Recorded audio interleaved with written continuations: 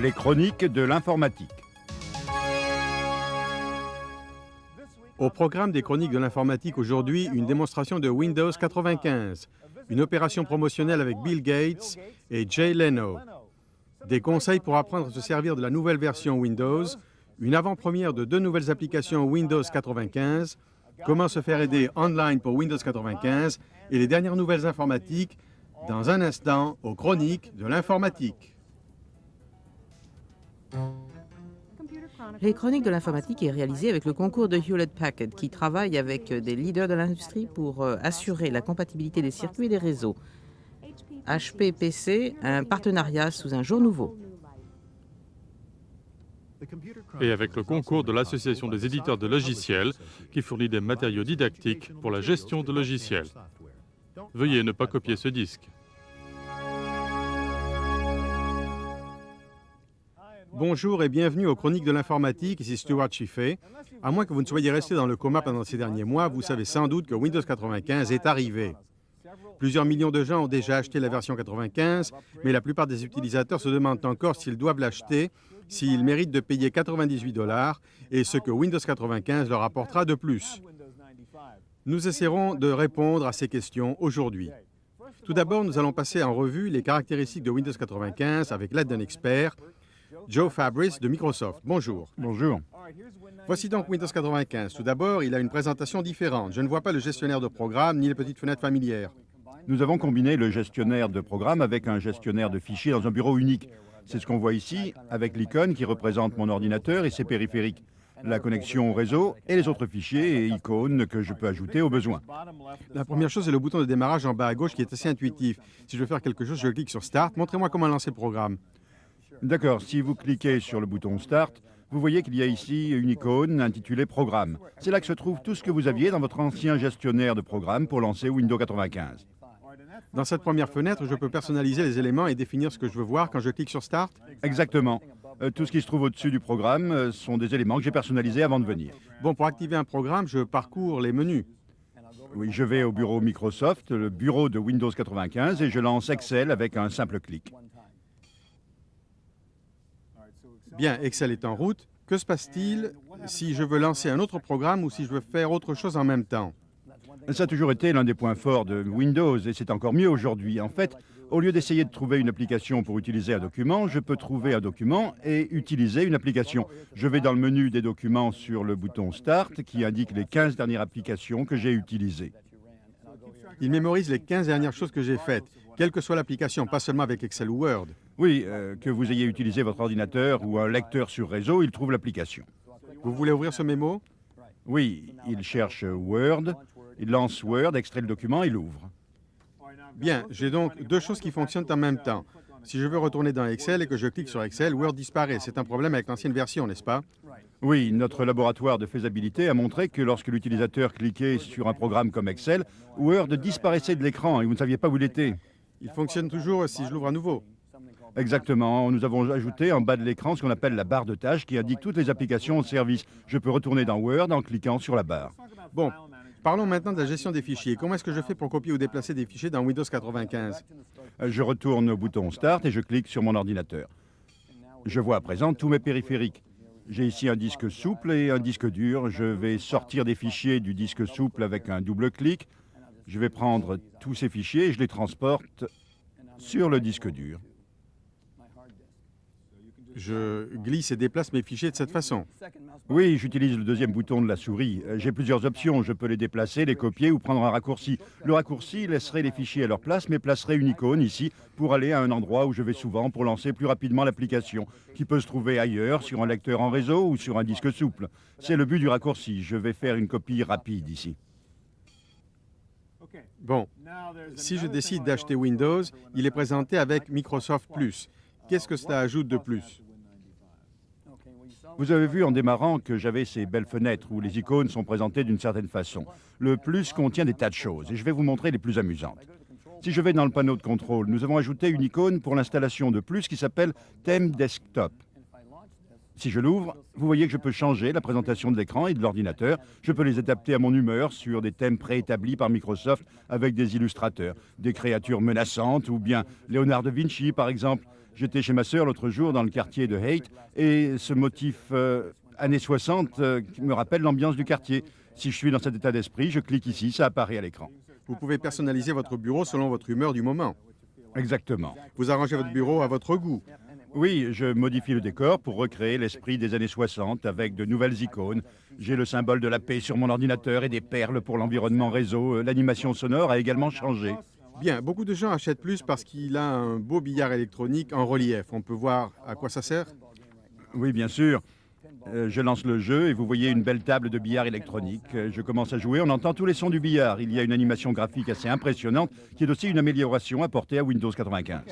Bien, arrêtons le jeu car je voudrais parler du passage automatique de CD-ROM. Vous avez ici un lecteur de CD-ROM qui passe automatiquement le CD que vous avez introduit. Exactement, j'en ai un ici que j'ai acheté l'autre jour, un disque de musique que j'ai acheté à Tower Records. Quand je l'introduis, l'ordinateur détecte automatiquement sa présence. Il lance l'application pour passer le disque et on entend les chansons du disque. Non seulement il sait que vous avez introduit un CD, mais il sait que c'est de la musique et il lance le bon programme. AudioPlay, pas le CD-ROM. Exactement. Un nouveau morceau de musique Microsoft dont vous avez l'exclusivité, je crois. Oui, et il nous plaît beaucoup. Bien, merci Joe. Je vous en prie. Windows 95 n'est après tout qu'un système d'exploitation avec une interface utilisateur. Mais le lancement du produit a été orchestré davantage comme la première d'un film d'Hollywood que comme le lancement d'un logiciel. Au cas où vous auriez manqué l'événement, voici un aperçu de l'ambiance qui régnait à Redmond dans l'État de Washington pour la sortie de Windows 95. Ladies and gentlemen, Jay Leno. Non, ce n'est pas le Tonight Show.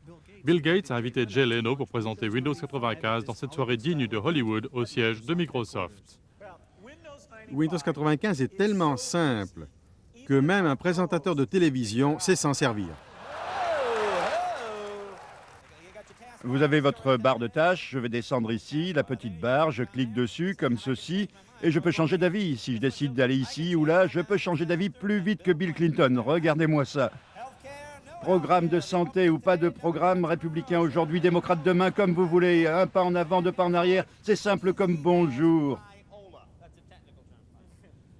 Il y avait des films présentant les témoignages d'entreprises et de particuliers. Je prends le CD, je l'enfile, je clique sur l'ordinateur, un grand rond apparaît et l'oiseau sort. Des membres de l'assistance ont été invités en coulisses pour convertir Windows 3.1 en Windows 95 pendant le gala. L'endroit était relié par satellite à une audience réunie dans un parc d'attractions de la Silicon Valley. Et le spot publicitaire désormais célèbre Start Me Up a été dévoilé ici.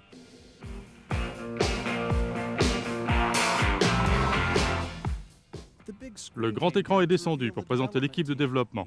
Les invités ont défilé devant les membres de l'équipe pour rejoindre les tentes de cirque contenant plus de 300 applications mises au point pour Windows 95. Pour les chroniques de l'informatique, ici Giles Beckman.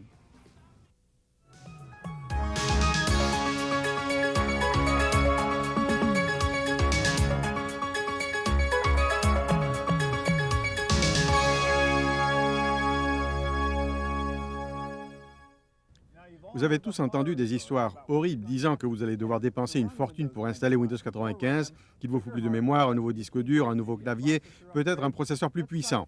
Essayons de voir ce qu'il nous faut vraiment pour faire fonctionner la nouvelle version de Windows. Pour nous aider, nous avons invité Larry Magid, journaliste, écrivain et expert en matière de PC. Bonjour. Avant de voir ces beaux jouets, parlons de l'installation de Windows 95. Que devez-vous commencer par faire sur votre PC?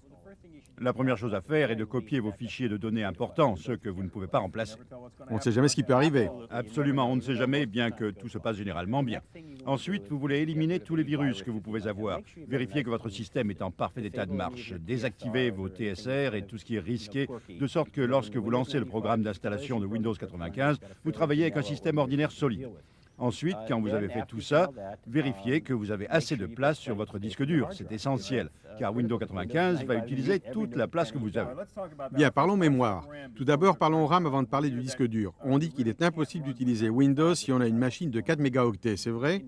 En théorie, c'est possible. Mais une famille de 4 personnes peut aussi vivre dans un studio, en théorie. En réalité, quelle que soit la mémoire nécessaire pour Windows 3.1, il faut le double. Windows 3.1 demande un minimum de 4 mégas. Pour Windows 95, à toute fin utile, il vous faut 8 mégaoctets. Si vous voulez un beau système avec de la réserve, 16 mégaoctets est idéal, c'est ce que j'ai. Si vous avez de grosses applications, si vous faites de la CAO, FAO avec beaucoup de graphiques, vous aurez probablement besoin de 32 mégaoctets. Croyez-moi, c'est ce qu'ont les gros utilisateurs. Parlons des possibilités d'extension de mémoire vive. Nous avons plusieurs exemples. Tout d'abord, cette carte PC MCIA, je suppose que si vous avez un laptop avec une fiche PC, il suffit d'enfiler la carte pour avoir plus de mémoire. Absolument. Si vous avez une fiche d'extension et que vous pouvez vous le permettre, c'est une solution. Bon, si vous n'avez pas de fiche d'extension, il y a les mini-SIM. C'est exact. Vous avez normalement le petit orifice à l'arrière de votre laptop, vous le débranchez et enfilez les barrettes SIM. Elles sont faciles à installer et règlent le problème. Et pour l'utilisateur de desktop ordinaire, celui qui a un PC, c'est standard. Oui, vous pouvez atteindre 16 mégaoctets de mémoire sur ces petites barrettes SIM qui se branchent sur la carte mère. Elles sont relativement faciles à installer. Si vous savez comment démonter votre ordinateur, si vous pensez pouvoir le faire tout seul, ce n'est pas compliqué. On peut le faire ici. Nous avons ouvert un PC et il suffit d'enlever la batterie pour dégager. Et voici vos fiches d'extension de mémoire. C'est ça, il y en a une de libre, vous enfilez ceci et vous rebranchez la machine. Si tout se passe bien, vous avez une mémoire étendue. Il n'y a rien à craindre, c'est à la portée de tous. La seule chose est de faire attention à toucher le châssis pour décharger l'électricité statique avant de toucher l'un des composants. À part ça, rien à craindre. Revenons à la question du disque dur que vous avez mentionné. Windows 95 prend beaucoup de place dans le disque dur. La plupart des utilisateurs n'ont pas beaucoup de place sur leur disque dur. Comment faire pour accroître sa capacité?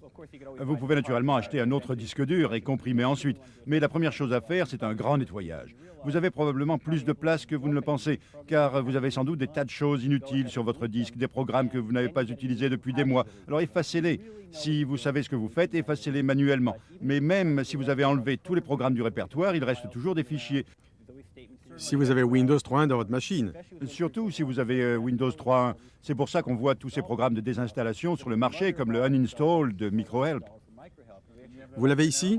Il fonctionne ici. Nous cherchons actuellement un programme que nous voulons éliminer.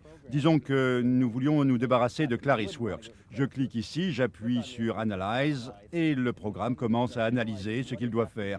Non seulement il va effacer les fichiers, mais il va aussi éliminer le fichier Winini et la machine sera comme neuve, comme si le programme n'avait jamais été là. À terme, on n'aura plus besoin de ça parce que Windows 95 a un programme Uninstall intégré. Mais il fonctionne uniquement avec les applications Windows 95. Pour le moment, vous avez besoin de ce genre de programme. Plus tard, ce sera une fonction du système d'exploitation. Quand vous voudrez installer Windows 96, vous aurez le programme sous Windows 95. Exactement. Bien, un dernier point. On entend dire qu'il y a des claviers spéciaux pour Windows 95 et nous en avons un ici. Dites-nous ce qu'il a de spécial. Pourquoi acheter un clavier spécial pour Windows 95? Vous n'avez pas besoin d'un clavier spécial. Vous pouvez très bien vous en passer. À quoi sert la petite touche Windows qu'on voit ici? Quand vous achetez un ordinateur, vous avez une touche qui sert à faire apparaître le menu de démarrage. C'est comme si vous appuyez sur le menu de démarrage. Ça vous simplifie la tâche. Et il y en a une autre de ce côté. Bien, et ceci? C'est programmable. Microsoft fait la même chose. Mais dans ce cas, vous avez un menu de modification de tâches pour simplifier le changement de tâche. Et nous avons un autre bouton ici qui est équivalent au bouton droit de la souris. Voilà, il a ouvert une autre fenêtre comme si on avait appuyé sur le bouton de la souris. Ce n'est pas essentiel, mais c'est pratique. Ça simplifie les choses. Bien, je vous remercie. Je vous en prie. Supposons que vous ayez décidé d'acheter Windows 95. Il y a une phase d'apprentissage. Ce n'est pas la même chose que Windows 3.1 et c'est certainement différent de MS-DOS. Vous devez apprendre à vous en servir si vous voulez en avoir pour votre argent. Voyons comment procéder pour vous faire plus vite la main. Les écrans ont l'air familiers, mais ils sont légèrement différents. Il y a de nouvelles icônes, de nouveaux menus et une façon différente d'organiser les fichiers. L'utilisateur de Windows 95 doit prendre de nouvelles habitudes. Et le support technique devra répondre à des tas de questions. Une façon de vous préparer est de poser votre manuel et de retourner en classe. À l'école Windows 95. Jusqu'à présent, nous avons mis l'accent sur l'aspect technique parce que Windows 95 vient juste de sortir et que les entreprises essaient d'en savoir le maximum pour faire fonctionner le système d'exploitation. Elles envoient des gens pour suivre une formation technique pour bien comprendre le fonctionnement du système avant de le mettre entre les mains des employés. Les cours de formation intéressent ceux qui n'ont pas le temps ou qui n'aiment pas lire un manuel. C'est un raccourci pour vous familiariser avec le programme. Même si vous ne voulez pas apprendre tout seul, ce que beaucoup de gens devront faire, je crois, pour apprendre les trucs qui feront gagner du temps à long terme, c'est précisément le but du cours. Vous avez quelqu'un qui peut répondre à vos questions au lieu de devoir téléphoner à l'appui technique ou de chercher les explications à l'écran. C'est, voyez-vous, pratique, mais ça prend du temps. Si vous voulez donc gagner du temps, prenez le cours. Les cours sont valables pour ceux qui manquent de temps et qui peuvent se permettre la dépense. Mais pour quelques âmes braves, il suffit d'un manuel et d'un peu de persévérance pour obtenir le même résultat s'ils ont la patience. Vous vous familiariserez avec votre ordinateur en cherchant à comprendre comment ça fonctionne. Car vous n'allez pas seulement installer Windows 95 sur votre machine, vous installerez aussi différents programmes dont vous avez besoin. Quand j'ai réussi à tout mettre en place, j'étais très fier de moi. Je sautais de joie, j'étais très excitée. Mais l'un des inconvénients est que ça peut être extrêmement frustrant parce que pour chaque question, vous devez vous plonger dans le manuel. Pour les chroniques de l'informatique, ici Giles Bettman.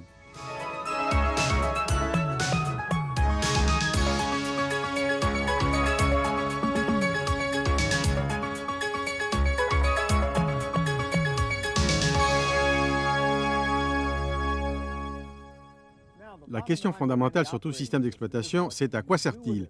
Comment va-t-il améliorer vos applications? Tous les éditeurs de logiciels préparent de nouvelles versions de leurs programmes pour Windows 95 de façon à tirer le meilleur parti de Windows 95. Nous allons voir deux exemples d'applications Windows 95 avec Jeff Ronan de 3DI et Kevin Goldberg de TriMark. Je commence avec vous, Jeff. Vous avez un programme qui s'appelle Trispectives. Tout d'abord, quel est l'intérêt de Windows 95 pour ce programme de conception en relief? Notre programme ne peut fonctionner qu'avec la puissance d'un système d'application à 32 bits comme Windows 95. Sa capacité de multicompilation permet une restitution vidéo plus rapide, on manipule les éléments plus rapidement, tout est accéléré par rapport à Windows 3.1. Vous avez apporté quelques exemples. Montrez-nous ce que le programme peut faire. Bien, nous pouvons créer des modèles en relief de façon interactive et avec la puissance de l'application à 32 bits, on peut les manipuler en même temps. Nous avons préparé une page en 3 dimensions et je vais entrer dans cette page pour vous montrer quelques aspects de notre logiciel graphique. Nous avons l'animation et l'agencement de pièces avec les mêmes capacités graphiques que d'autres programmes. Vous voyez ici notre animation tirée lâchée. Le programme est vendu avec plus de 1000 modèles intelligents en 3D, c'est-à-dire que vous pouvez sortir un modèle d'un catalogue et le modèle est instantanément créé et présenté à l'écran. C'est le clip art en 3D. On appelle ça les objets intelligents. Ils savent où se placer et comment s'agencer entre eux. Le système est plus intuitif pour l'utilisateur que le tiré lâché. D'accord, vous pouvez animer ces objets? Tout à fait, je vais dans nos catalogues d'animation, je donne une commande de rotation pour la Terre, et ici, cela déclenche les mouvements intelligents, et je clique sur Play. Voici une séquence d'animation en temps réel qui peut être exportée sur un fichier AVI si vous voulez l'utiliser dans un programme comme PowerPoint ou MediaPlay. Que peut-on faire d'autre? Beaucoup de gens s'intéressent à la réalité virtuelle. Nous avons créé ici une pièce où nous avons un angle de vue qui donne l'impression de la parcourir. Nous pouvons faire demi-tour pour voir derrière nous. Pour les besoins de conception, nous pouvons tirer et lâcher d'autres objets ici pour ajouter une table et une chaise, par exemple. La table sait où elle doit atterrir, sur ses pieds, et la chaise aussi. Les objets intelligents, ils savent où se placer. Exactement. Même si je les déplace à travers la pièce, je peux les déplacer au moyen de ce qu'on appelle une tribale et je déplace le centre. D'un simple clic de la souris, je reproduis ceci en triple exemplaire pour créer un autre décor très rapidement, ce qui serait impossible sans une application à 32 bits. Je peux mémoriser ce décor dans un fichier VRNL ou dans un fichier de texte classique pour le fichier ADI modèle au format JPEG ou autre norme universelle. Bien, Trispective, la conception 3D avec Windows 95. Merci. Je vous en prie. Voyons maintenant un jeu avec Windows 95. Je vais interrompre Kevin en plein milieu de sa partie de Jive. Parlez-nous du jeu, Kelvin. Windows 95 nous permet de créer des séquences interactives avec des animations en chaîne, ce qui n'était pas possible avant. Je vais donc lancer le jeu. Voilà. Dites-nous ce qui se passe pendant que vous jouez. Je viens de débarquer sur une plateforme océanique et le but est d'anéantir ces hommes. Comme vous entendez, je m'en sors assez bien. C'est une séquence sur rail standard où les mouvements sont préétablis. Si on continue, je peux vous montrer une séquence interactive où je deviens stationnaire. Ce sont les crampons qui se déplacent. Vous voyez que nous sommes en panne active. Je contrôle le mouvement, la connexion entre les deux.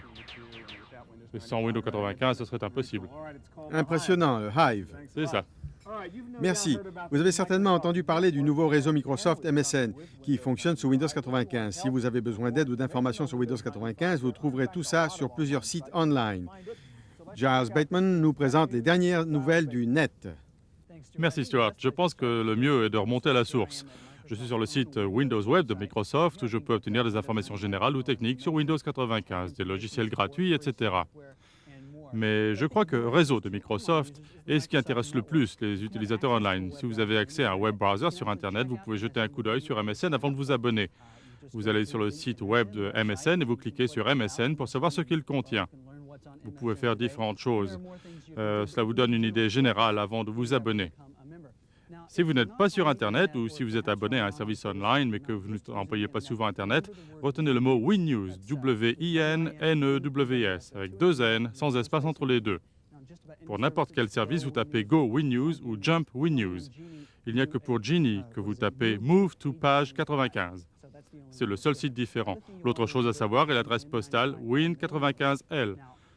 Suivez les instructions que vous voyez là et vous y obtiendrez les informations de base glanées directement par les utilisateurs de Windows 95. Voyons maintenant ce qu'il y a de nouveau dans l'industrie informatique. Nous allons au Studio E pour l'actualité du jour. Au dossier accès direct, l'heure est au Pentium. Computer Intelligence Information Corporation signale que le Pentium représente 53% de tous les ordinateurs vendus. Le 486 est une espèce en voie de disparition. Et selon les estimations, le 486 représentera en décembre moins de 25% du marché. Mais alors que le Pentium prend le marché d'assaut, Intel vient d'annoncer le P6, la nouvelle génération de microprocesseurs. Il a un nom officiel, le Pentium Pro. Les premières machines P6 sortiront dans le courant de l'année. Le Pentium Pro a 5,5 millions de transistors sur le processeur. Les nouveaux PC de Compaq sont livrés avec un écran MPEG standard. Compaq a également ajouté le son d'ambiance 3D et un système de messagerie à reconnaissance vocale. L'Aptiva d'IBM s'équipe pour le multimédia. Les nouveaux modèles qui viennent de sortir ont une puce vidéo spéciale baptisée M-Wave qui offre des images continues et le son en duplex. Si vous cherchez un clone du Mac, Power Computing a annoncé qu'il vient de signer son premier accord de distribution pour le Power 100, l'un des premiers compatibles Mac officiellement breveté. Il sera vendu dans les boutiques Computocity aux États-Unis. Dans le monde changeant d'Internet, les noms de domaine ne sont plus gratuits. Network Solutions, la compagnie qui enregistre les domaines du net, a annoncé qu'il faut désormais acquitter un droit d'enregistrement annuel de $50. 14 000 noms de domaine sont déposés chaque mois. Netscape a annoncé la sortie prochaine d'un nouveau logiciel qui permet de créer plus facilement votre page web. Il s'appelle Navigator Gold 2.0. Il sera offert gratuitement sur le net fin octobre et sera mis en vente en janvier. Mais 2 étudiants de l'université Berkeley disent qu'ils ont trouvé une faille dans le web browser de Netscape. Ils disent qu'un utilisateur averti peut déchiffrer le code de sécurité actuel en 1 minute. Netscape a reconnu le problème et dit qu'il sera réglé sous peu. Si vous cherchez un CD-ROM qui est introuvable, consultez la nouvelle base de données CD-ROM sur CompuServe. La nouvelle section, qui s'appelle CD-ROM Base Online, contient près de 10 000 titres CD-ROM avec une description, le prix et l'éditeur. Si vous utilisez une souris ou un clavier Microsoft, la compagnie de Gates se lance sur le marché du joystick et vient d'annoncer un nouveau levier de commande optimisé pour Windows 95 avec 8 boutons et un affichage numérique qui accélère le temps de réponse. C'est le Sidewinder 3D Pro à moins de $60. Enfin, si vous êtes vraiment un fanatique, retenez le site web morrispr.com. Il vous permet de suivre brique par brique la construction de la maison de 50 millions de dollars de Bill Gates. Le site web montre des vues aériennes de la propriété de 4500 mètres carrés et des gros plans de l'intérieur comme ce garage de 50 voitures et la stéréo sous-marine de la piscine. La page est l'œuvre de la société de relations publiques Maurice McFadden. Voilà les dernières nouvelles. Stuart? Avant de conclure, laissez-moi vous parler d'un logiciel extraordinaire que j'ai déniché. Si vous aimez les jeux électroniques et rêvez d'écrire votre propre jeu mais que vous n'avez pas le temps de devenir un champion de la programmation, une compagnie anglaise, Europress, vient de sortir Click and Play, un remarquable outil de programmation objet, point and click, pour les auteurs de jeux. Il est vendu avec 10 jeux en langage click and play et vous pouvez aller à l'intérieur pour voir comment fonctionne le jeu et même les modifier à votre guise. C'est l'un des programmes les plus brillants que j'ai jamais vus. Click and Play fonctionne sous Windows. Il coûte environ 50 $ et est distribué par Maxis. Voilà pour cette édition des Chroniques de l'informatique. En attendant notre prochain rendez-vous pour une autre tour d'horizon de l'actualité informatique, ici Stuart Chiffé. À bientôt.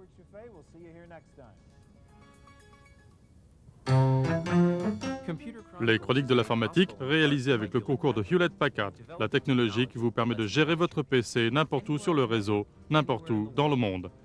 Avec les PC HP, la gestion à distance plus près de vous. Et avec le concours de l'Association des éditeurs de logiciels, qui fournit des matériaux didactiques pour la gestion de logiciels. Veuillez ne pas copier ce disque.